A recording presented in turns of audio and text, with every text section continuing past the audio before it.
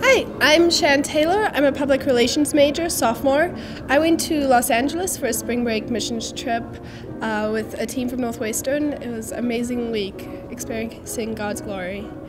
In Los Angeles, we barely slept, very little free time, but it was just really cool being part of what God had planned for us. Originally, we were supposed to go to Tijuana, and then at the last minute, plans changed and the school decided it was unsafe, and we went to Los Angeles to work with World Impact, which is a ministry that works to plant churches in urban poor areas. The culture is very much on city time. Hispanic time is you wait for the people, not the clock. We were supposed to go to a church, one church in the morning on the Sunday and then another church at 3 o'clock.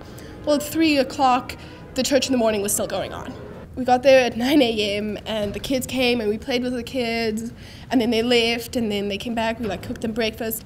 The service was supposed to start at noon. It started at 12:45. And the back doors were open and people were coming in and out and standing in the back and talking, and there were kids running around, and it wasn't your normal white suburban church where you arrive 5 minutes early, you sit down, you close the doors, you stay quiet, like these rules that we have.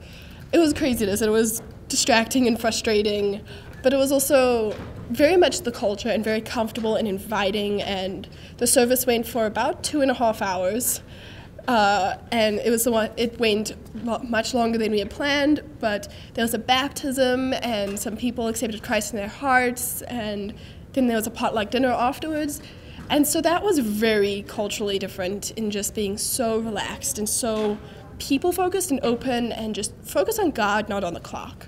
And then we also, that afternoon, we got there a little late, but we went to a church in the park. I can't remember, it has a name, but I can't remember the name of it.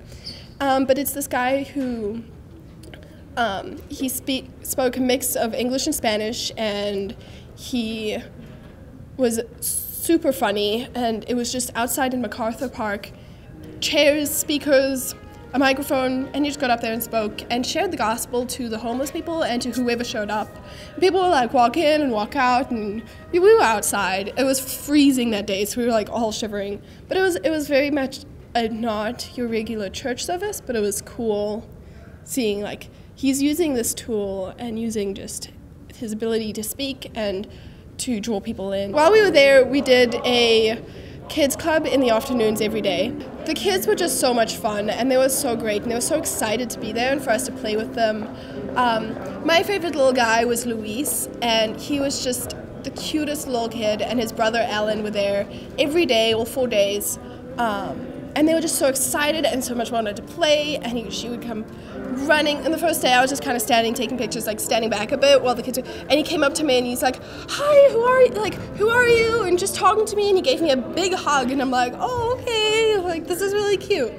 And he was just a sweetie. Another little boy was Sean, who our whole team clung on to. He was really young. I'm not sure how old he was, but he was younger, and he didn't really smile much, and he just kind of had a very solemn face, didn't say a word, and he played on Johnny's back, one of the guys on our team. He sat on there one day for 45 minutes, and he just sat leaning his chin on his head. And he was just completely content to just be there and just to be loved and held. That was just a lot of fun, being able to hang out with the kids, share God's gospel, and just love on these kids who are just so desperate for attention and love. It was really hard to say goodbye. It was really hard to leave. The kids just kept running up at me "Oh, you're coming back? Will you be here next year? When are we going to see you again?" And it's we don't know. Even if Northwestern decides to send a team there again next year, we don't know if we're all going to be there. It was just hard not being able to give them an answer, but when we were talking about it afterwards, it's also cool knowing we were leaving a team with Chad, and we were leaving a team that was there to continue to minister in their lives and to continue to be there, and just being able to have faith that God is going to protect them and He has a plan for their lives. God was there every step of the way, and through everything, because we were supposed to originally go to Tijuana, we were able to see that God knew from the beginning that we would go to Los Angeles. And when we were speaking about it as a team afterwards, if the sheet handed out in chapel had said Los Angeles, none of us would have signed up. None of us would have been like interested in that. But God knew that we would be interested in Tijuana, and He knew that we would end up in LA. Though it's so much darkness and so much hurt, God's in control, and He owns that city, and He will have His will be done there.